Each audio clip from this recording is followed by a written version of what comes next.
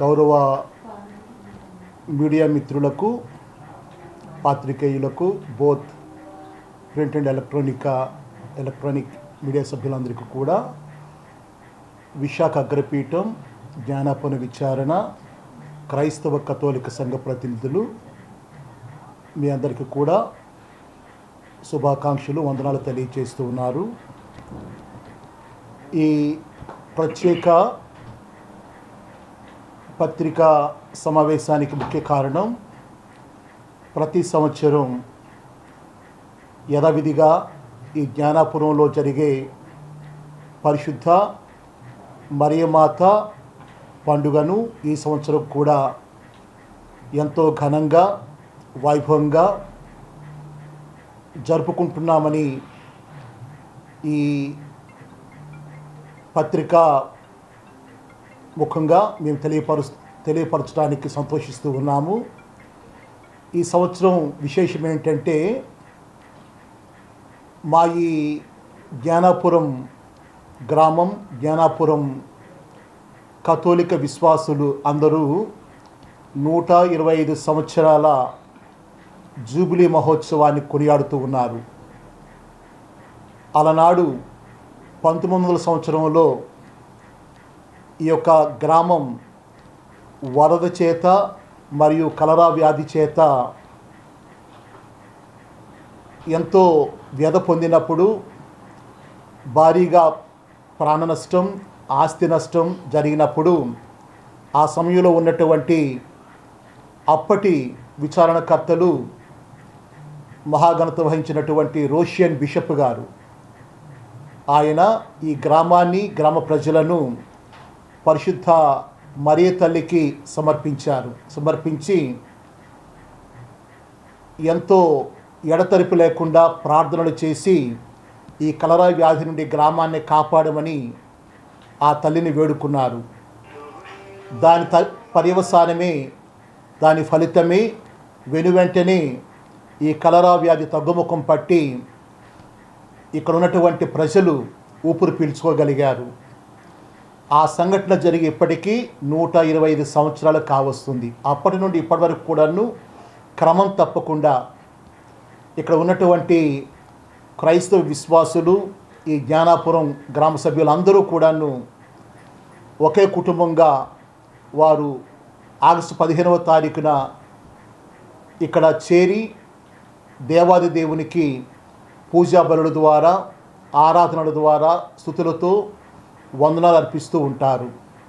ఈ సంవత్సరం కూడా ఎంతో వైభవంగా, వినూత్న రీతిలో అనేక కార్యక్రమాలతో ఈ ఘనమైనటువంటి పరిశుద్ధ మరియ తల్లిని మోక్షరూపిత మాతగా కొనియాడుతూ దేవుడు చేసిన మేలులు తలంచి దేవునికి నిండైన కృతజ్ఞతలు చెల్లిస్తూ ఉన్నారు.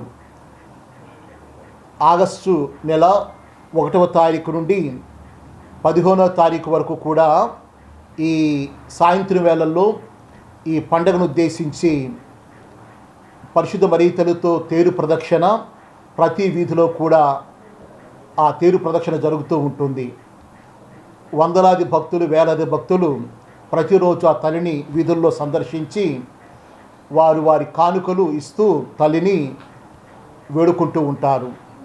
కాబట్టి మేమందరినీ కూడా ఈ ప్రత్యేకమైనటువంటి సంబరాలకు ఆహ్వానాన్ని పలుకుతూ ఉన్నాము. ముఖ్యంగా 6వ తారీఖు నుండి 14వ తారీఖు వరకు కూడా నవదినాలను ఆచరిస్తాం. ఆ రోజు సాయంత్రం వేళల్లో 5:30 గంటలకు ప్రార్థనా కార్యక్రమాలు ప్రారంభమవుతాయి. దివ్య బలి పూజ, చక్కని వాక్య పరిచర్య ఉంటుంది. తదుపరి పరిశుద్ధ మరియ తల్లి తేరుతో పురప్రదక్షిణ ఉంటుంది. ఈ 14 రోజులు కూడా ఈ విధంగా ఈ గొప్ప తేరు ప్రదక్షిణ జరుగుతూ ఉంటుంది. ఆరాధన కార్యక్రమాలు జరుగుతూ ఉంటాయి. 1వ తారీఖున సాయంత్రం శిలుగుర్త మండపం దగ్గర పతాకావిష్కరణ జరుపుతారు. ఇక్కడ ఈ స్థానిక పిపిసి ప్రెసిడెంట్ అయినటువంటి శ్రీ ముసలి రాజేష్ వారు పతాకోత్సవాన్ని జరిపిస్తారు. తదుపరి కార్యక్రమాలు ప్రారంభమవుతాయి.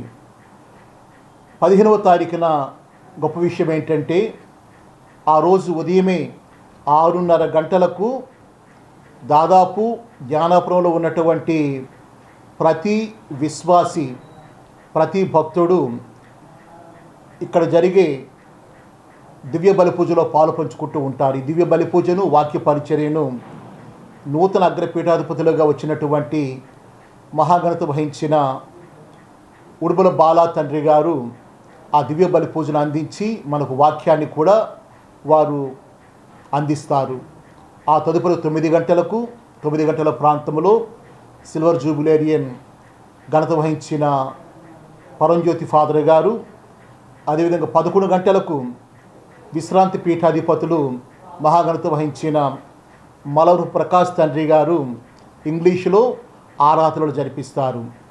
మరలా 3 గంటలకు శ్రీకాకుళం మేత్రాసనం reverend father B Sanjeev father గారు వచ్చి దివ్య బలి పూజను, వాక్య పరిచయను అందిస్తారు.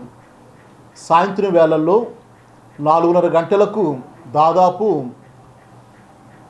మెగా ప్రదక్షిణ, దాదాపు 5,000 మందితో పరిశుద్ధ మరీతల తేరుతో పురవీధుల్లో ఘనమైనటువంటి ప్రదక్షిణ జరుగుతూ ఉంది.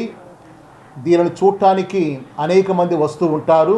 అంతేకాదు ఈ విశాఖపట్నం మహానగరం నుండి కూడా కథోలిక భక్తులు ఎంతోమంది వచ్చి ఈ యొక్క వేడుకలో పాలు పంచుకుంటూ ఉంటారు.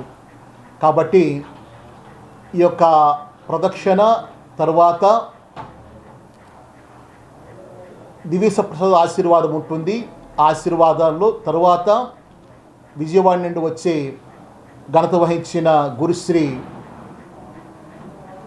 లాము జయరాజు ఫాదర్ గారు వాక్యోపదేశం చేసిన తర్వాత మరలా విశాఖ అగ్రపీఠాధిపతులు ఉడుమల బాలా తండ్రి గారి చేత చివరి ఆశీర్వాదం ఉంటుంది. ఆశీర్వాదంతో వేడుకలు ముగుస్తాయి. చివరిగా మా సంబరాలను, ఆనందాన్ని పంచుకుంటూ చిన్న వేడుక ఉంటుంది.